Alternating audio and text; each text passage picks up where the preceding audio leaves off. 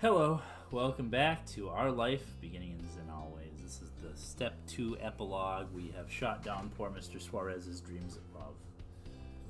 And now, we know what that means. Derek rose to his feet and brushed some dirt off his pants. He followed his lead as the car rolled to a stop in front of your house. The van's side door slowly and laboriously opened. On the inside was Jorge with a victoriously wide grin as he tugged the heavy door open and the rest of the way so Derek could weigh in. Hi.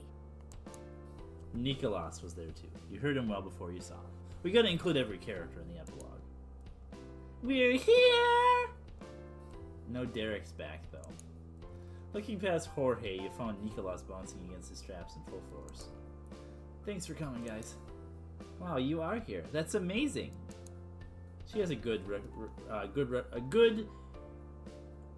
relationship with Nicholas, though. Holding onto the sides of the open door, Derek leaned into the car to give Nicholas a moment of one-on-one attention. You could hear the kids' giggles over everything else. Faintly, you could hear the conversation was happening between Derek's parents. You couldn't make out a single word. And before you could do anything with that thought, Derek glanced over his shoulder. He paused and held your gaze softly, and then Derek let go of the car to stand back in front of you one last time. I gotta go, well you know that, but bye. It was really cool hanging out today in the summer. It was really cool hanging out with you two, man. We're gonna miss you. Not even his usual cheery enthusiasm could keep his sadness away at this time. His voice grew quieter, and he scuffled a foot in the pavement. We had a good summer break, huh? But it had to end sometime. Yeah, and it was the best summer, too. I wouldn't have wanted to spend it without you. I'm glad we met before it started. And it was the best summer, too. The confidence and sincerity in your voice lifted this mood. He put his hands on his hips and beamed. It was! You hugged him goodbye, you gave a shoulder pat, you high-fived him, you gave him a thumbs up, he smiled. She would be awkward after the whole thing. She's gonna high-five. She's not... After he kind of basically asked her to marry him in like 10 years. I mean, man, that's kind of weird. Raising your hand high, Derek met your challenge. He leapt up and put his weight behind the slap. He laughed and shook the sting from your hand. But the time had finally come, and Derek hopped up into the cabin with the van. Jorge and Nicholas waved to you from their seats. The adults shouted their goodbyes next from the front. You laughed at their muffled voices, and Mrs. Suarez leaned out her window. Have a good one. We realized you probably couldn't hear us. Mr. Suarez and I just wanted to say goodbye, Marina. Yeah. Yes, goodbye. You won't see us again. Maybe someday, but not for a while. Derek's dad leaned over his wife and gave his farewells. Bye, thanks for the fun summer. I'm so glad I got to see you all again. Bye. See ya. Come back soon. Don't worry, you haven't seen the last of me. I wish this was true. Putting your hands on your hips, you confidently held your head high. Mrs. Suarez giggled and partially covered her growing grin with her hand. Yes. I'm sure you're right. Yeah, you haven't seen the last of me. He imitated us. The little boy held his head high like you before letting out a few mischievous giggles, but that brief moment was more than enough to have you beaming with pride over a seal of approval. Take care, Marina. And Derek closed the door for Jorge this time. He moved the massive door with much more ease. After that, the car moved farther down the street before flipping around the drive up the hill and out of the neighborhood. You remained rooted near the curb and watched the Suarez family drive away. You were relieved you got a chance to see the whole family again. But they were gone, and you were left to your own devices. Pivoting around, you made your way inside. Now that it was quiet, you yawned and decided it was a good time to settle in for the night. Stretching your arms over your head, you noticed that the living room and the phone happened to be free. Huh, I wonder how I gotta include some other characters in this epilogue, so we called Lee. Picked up the receiver and quickly punched in the familiar number while going to take a seat on the couch. Soon enough, after explaining the situation to the housekeeper, Lee answered, jeez. I want to go to her house. Can we ever go to Lee's house and see what kind of a house she lives in? Hey! Hi, Lisa Simpson. Hi, Lee. Can you talk? Definitely. We practically have to. My gosh, can you believe it's almost time for school to start? What happened to our summer? School starts first thing tomorrow for me. You probably go to some private school. Boo! And I thought starting next week was bad enough. Enjoy your last week. Oh, I will. Oh, I hope you'll survive your first day. Me too, I had a good year. Ditto.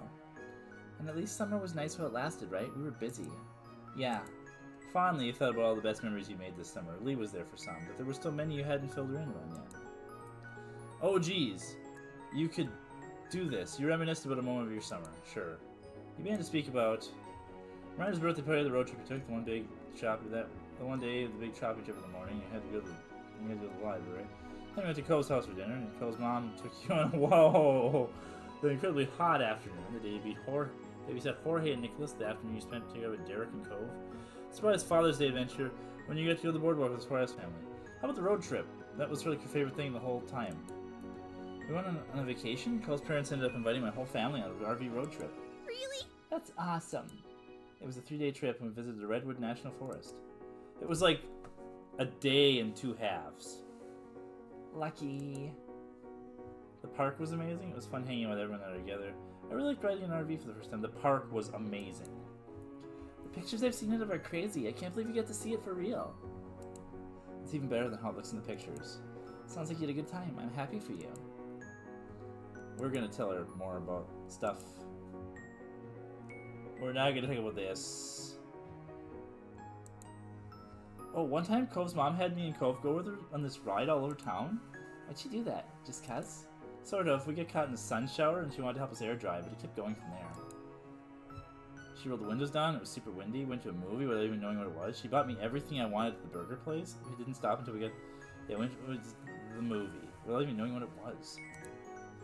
It was this ghost horror movie and it was actually really fun to watch. Really? What happened in it? It took a little time to explain her to the events of the film. She listened very entertained. How about that time we went to the boardwalk with the Suarez family? My family and Derek took a big summer trip to the boardwalk with an amusement park this summer. My mom's, Elizabeth, Derek and his mom and his dad and his 2 little brothers.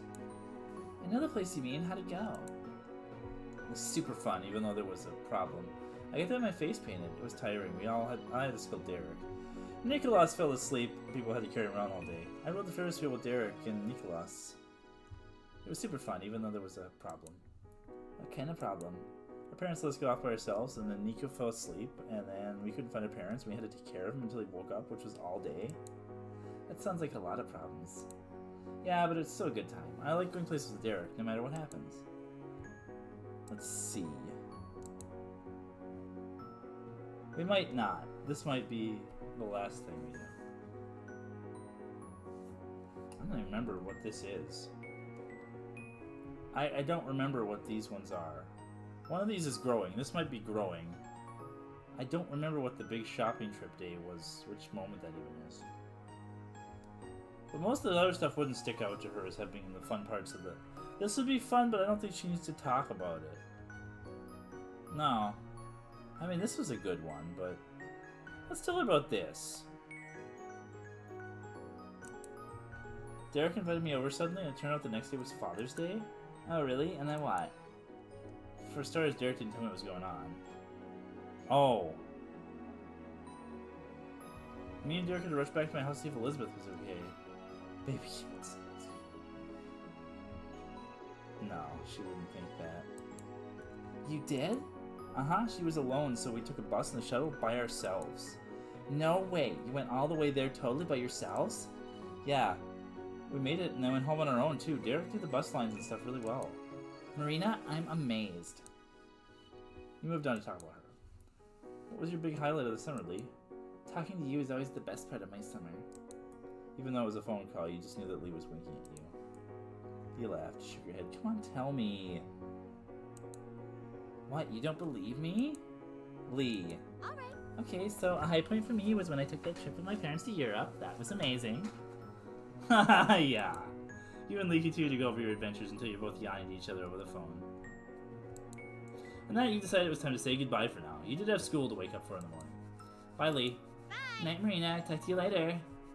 Bye, Lisa Simpson. I won't miss your voice. She's gonna be around, don't worry. Lee will return. In Avengers Endgame. You left the phone on the side table for now. Looking at the clock on the wall, you saw that there was only about 10 minutes until your mom's would be insisting you had to go to bed, so you could be rested enough for school. You stretched your legs on the couch and sighed in defeat, watching the minute hand change 1 minute closer to bedtime. You rearranged yourself, feeling restless, and looked over the window, looking out the window. Startled, initially, you spotted a figure out in the hills. It was Cove. With surprise faded, you realized it wasn't that much of a shock at all. It was exactly something Cove would do. You went outside to meet up with him, you ran off to go see him. You left him alone. You smacked the window to get his attention. You opened the window to call to him. You ran off to go see him. Sprinting, you reached the front door in record time. You didn't think you'd see Cove again that day. You had to go to him.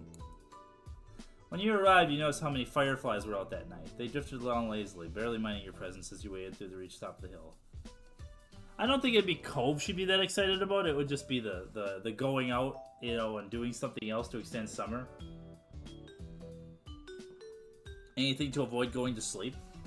Also, that going out past your mom's bedtime, and also that is beautiful. Cove turned towards you as you approached, and you noticed right away that Cove looked happy to see you. It always has to be Cove, because Cove is the pivotal central point of this story, so... Hey. You just had a bounce in your step. You weren't sure how long you'd get before your mom's roped you back inside your bed. Hey, you're starting strong. Out late in the very first school night of this year? Chuckling, Cove crossed his arms. Seriously, what are you doing here? Nothing. Not really.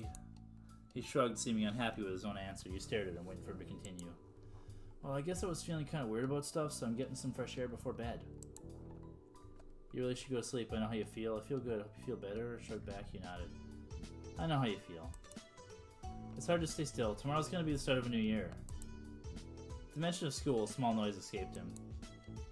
Cove let himself fall back onto his butt, and then all the way down, so he was laying on his back. He looked up at the sky. You laid down yourself. You sat in the grass. You stood there. You sat in his chest. So this comes up a lot. You sat in his chest. Who does that? Who sits on someone's chest? I saw that in another moment recently too. Why would you do? Even if you were like a really small person and they were a really big person, who does that?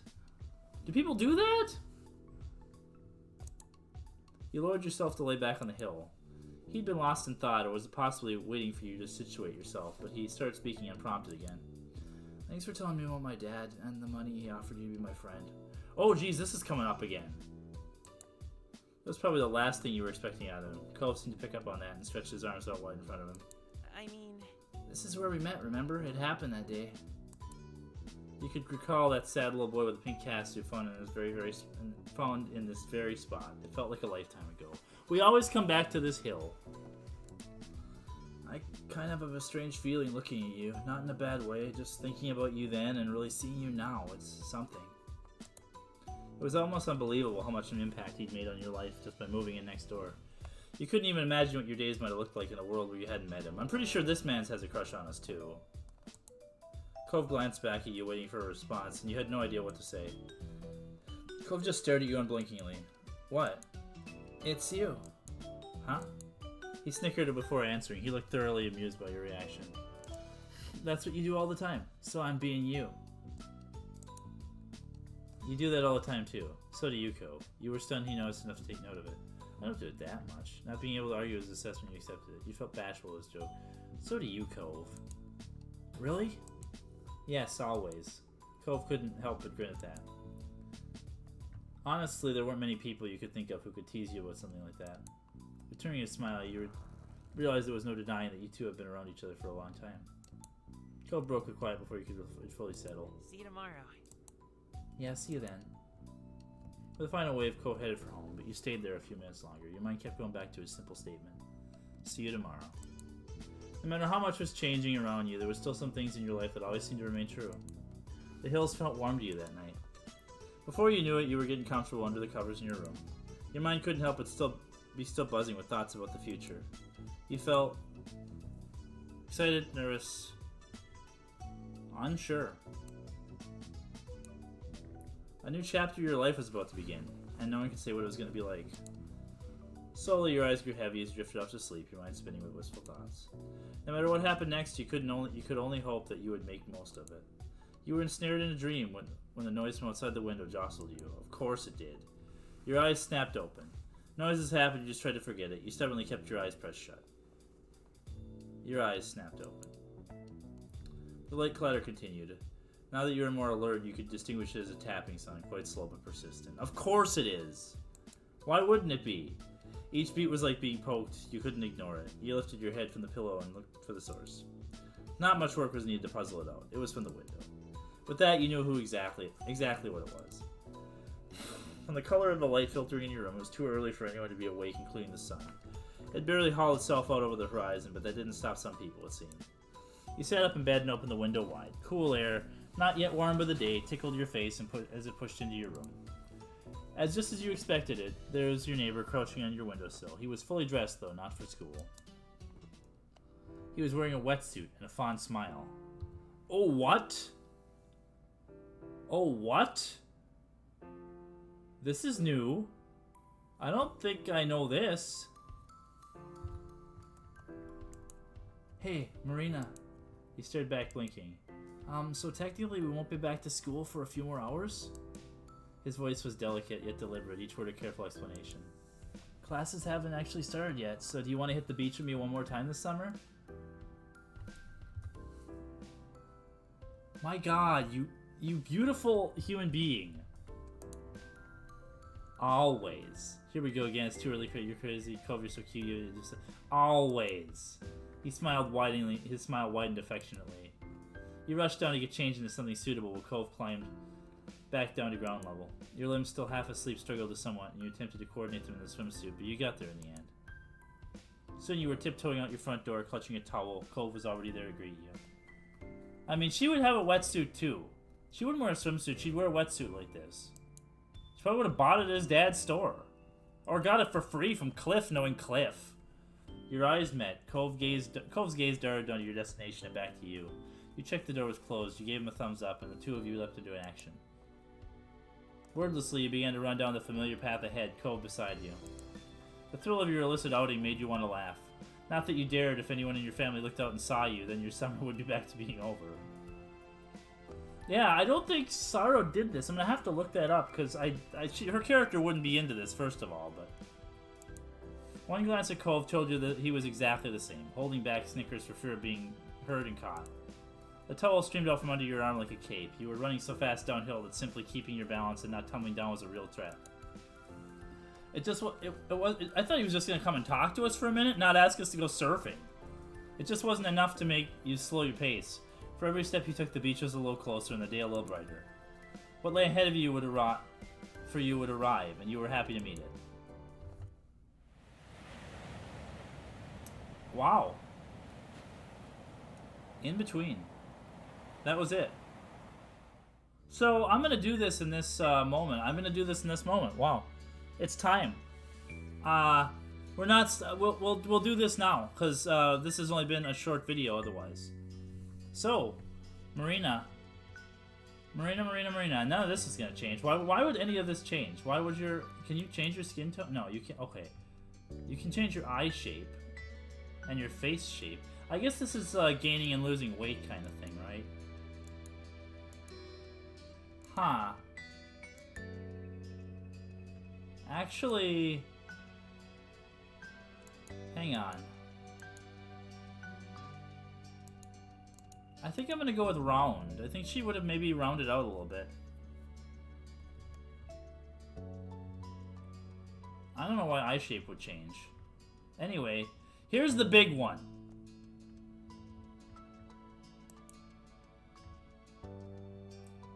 You don't know how good it feels to push that button. I've been waiting since the beginning of this playthrough to push that button. Welcome to step 3, everybody. Oh my god. Let's see what kind of hairbacks we got.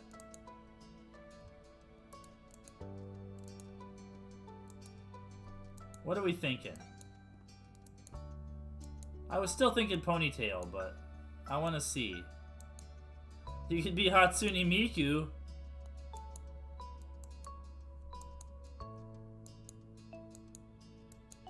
Are we doing short ponytail this time?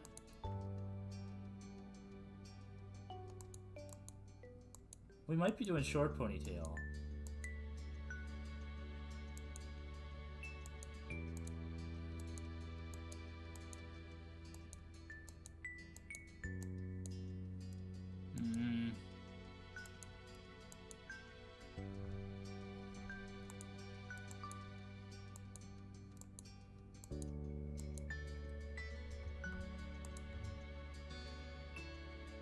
Or just pulled back.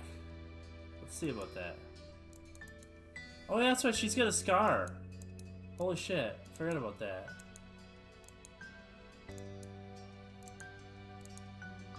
Heh.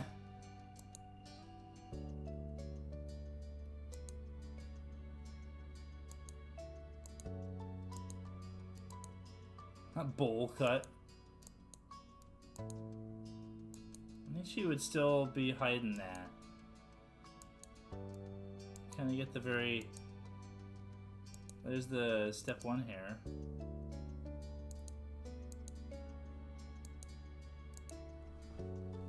See, I like this one a lot. But... Oh, then we got all the two-tones. Yeah, no, we're not. Oh, it's very Scootaloo, though, if I do that. That's not really what I'm going for. Let's see. I might keep the front the same.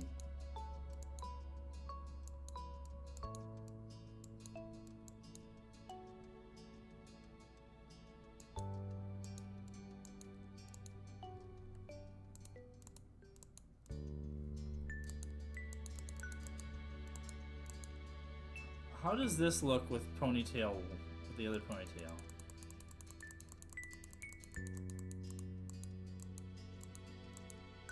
Yeah. Is that the look right there? I think that's the look. Also, do we want to change it? I don't think so, right?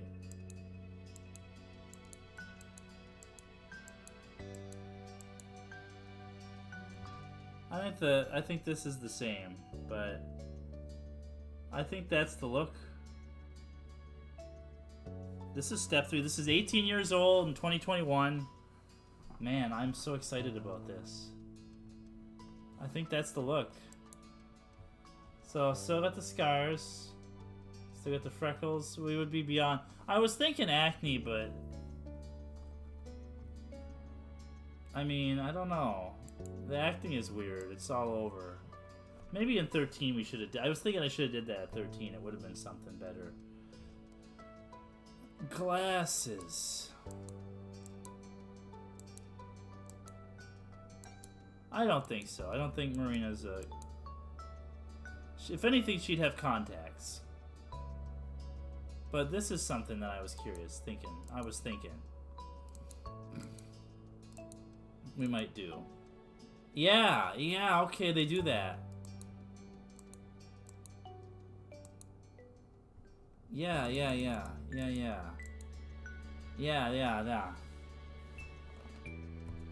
Okay. I keep saying she, but I gotta remember to for my own character by the correct pronouns. They. Marina is a they, them. I'm so proud.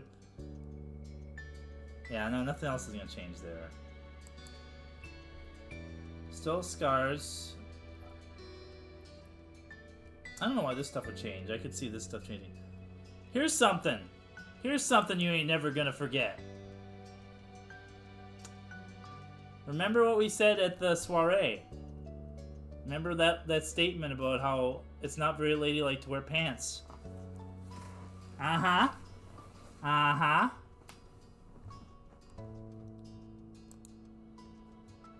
I don't think she'd have... Oh, that's right. She had braces in step 2. We did that. I talked about how I had braces when I was older than I would have had braces when I was this age. I got them off when I was 19, I believe. I think I had them through all of high school, pretty much from like freshman year to like after I graduated. I don't think her taste in accessories is really going to change. I don't think she's never really a necklace person. Which will actually play into something later, which is kind of funny. Hats. I always thought of her as like that girl when she's little, having like the ball cap with the ponytail at the back. That's kind of what I picture. But yeah, man, I feel this is another one that I've been waiting to check for a long time. Oh, we have this stuff. Okay. We can even do this.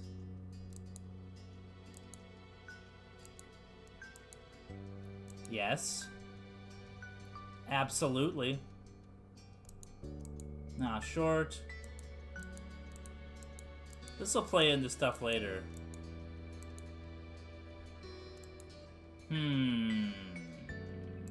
This is the really hard part, right?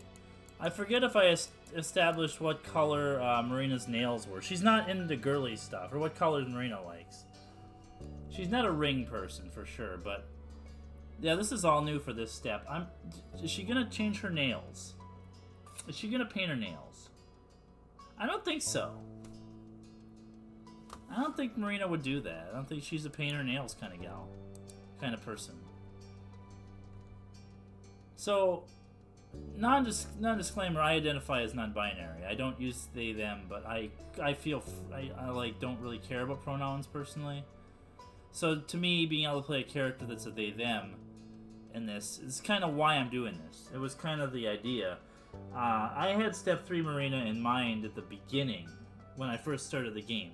Like, I started the concept with Step 3 Marina as, like, a they, them, with, like, very kind of, this kind of very androgynous, almost, kind of look. Slightly feminine, feminine-leaning androgynous kind of look. Not being exactly as, you know, not leaning one way or the other with her appearance or interests, and that's kind of how I see myself, but it's not why I made Marina that way. I just wanted to play this character this way. I wanted to feel that. I wanted to see if I could put my mind, yeah, if I could really think, get in the head of this character. That's what this is for me. That's why I get so conflicted about certain decisions and stuff. It's getting into the head of the character and being able to say, this is what Marina would do. Not what I would do, but what Marina would do. But it's kind of also a projection of myself and my interests, myself somewhat. So this is exciting for us. This is Marina. So let's go. Let's get it. Oh, we can do done, actually. Oh, why did it crack? Sorry about that. There's no reason for that. It's done. Oh yeah, we gotta do comfort levels. Well, I mean... we can do up to love, but this is the other thing. She's not gonna... he's still just her friend. We're not doing this. And I know by not doing this, we miss out on a lot of the game and a big portion of what it's about. But if you want to see the romance angle of this game, I highly recommend. This is free on Steam. Go get it. Go play it. Make whatever character you want to play. Have a romance with Cove. Have a romance with Derek. It's exactly what it is. But we're ready. As for me, this is Marina Foster. Direct fondness. Yes, thank you very much. So, just we got to, right?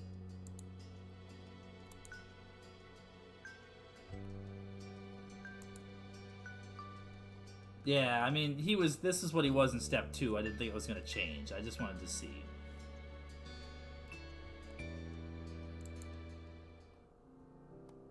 No.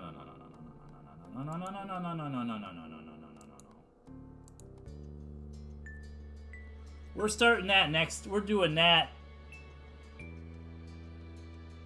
No, we'll do it. We'll do it now. We'll do the start stuff, but we're not gonna do any of Cove.